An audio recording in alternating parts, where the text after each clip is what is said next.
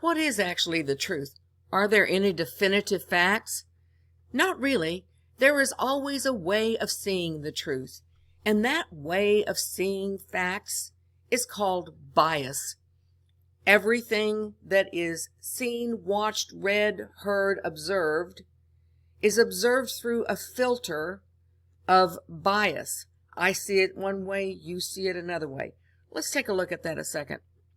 When somebody doesn't like the facts that are being presented, sometimes they might decide to use alternative facts, which is something that's been in the news and given everybody a bit of a chuckle, but it's absolutely true.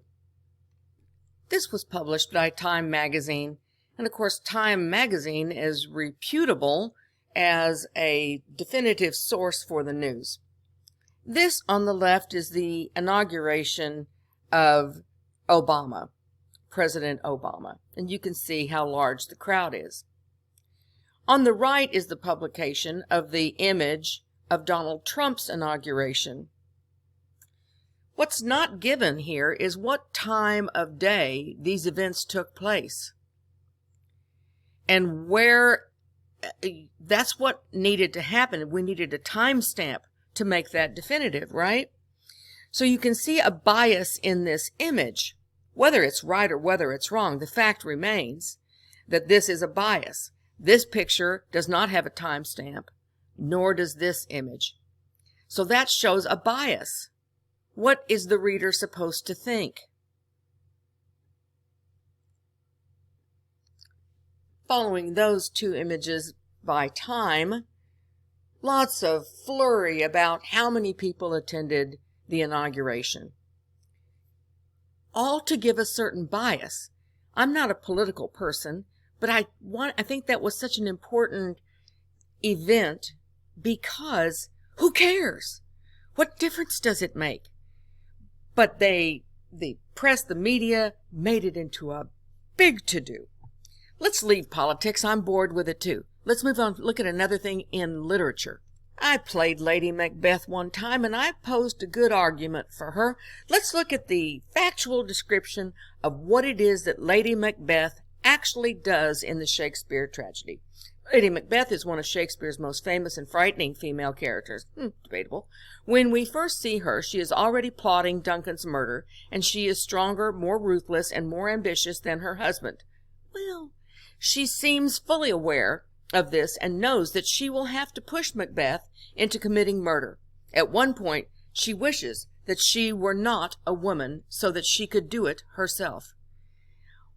Well, that's a little harsh. So I'm building a case for Lady Macbeth, and I come over here to the actual words that Lady Macbeth says. And I look at the words that she says. Yes, you could say that she's a little ambitious and that she's a bit of a thing. That's true. So, when I'm forming my bias opinion of Lady Macbeth, what am I going to be doing?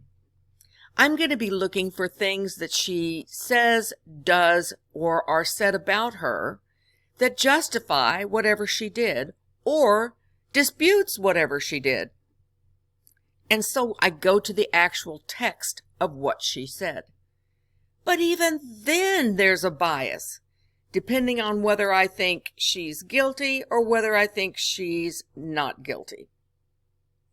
Now I can look at pictorial evidence of Lady Macbeth. How have artists rendered her throughout the years? Here's a modern depiction of Lady Macbeth. Look at her. She's so sweet. She has on her little pearl headband. How bad can she be? She's pretty. She's sweet. She's young. She's just a lovely person from this image. Let's look at some other depictions of Lady Macbeth. Here's another fairly modern depiction. She's young, certainly has on plenty of lipstick and lots of eye makeup, and she kind of looks like, is she in the middle of saying something like, I don't know where I want to go to get my hair done. I don't know. But that's another more modern depiction of Lady Macbeth. Whoa, now we've changed our tune just a little bit. Well, she's still beautiful. She's still brunette.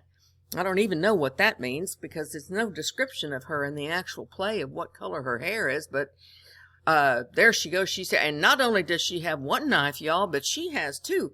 Now, mind you, Lady Macbeth doesn't kill King Duncan. She tells Macbeth to do it, her husband, and he actually kills Duncan. But here we have a bias of Lady Macbeth with not just one sword, knife, weapon, but two. Oof.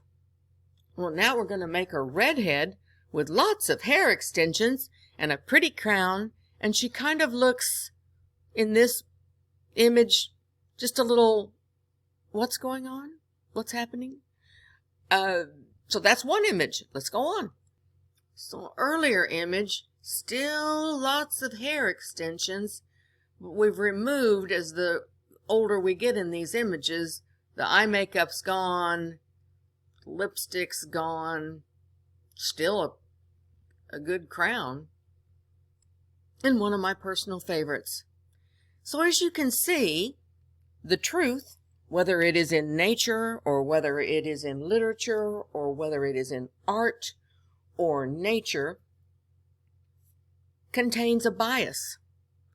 And that is one of the keystones of understanding this course on literary analysis, is understanding that truth is in the eye of the beholder, and the truth is presented to the reader, to the viewer, to the person in the gallery in such a way as to elicit a response from that audience participant.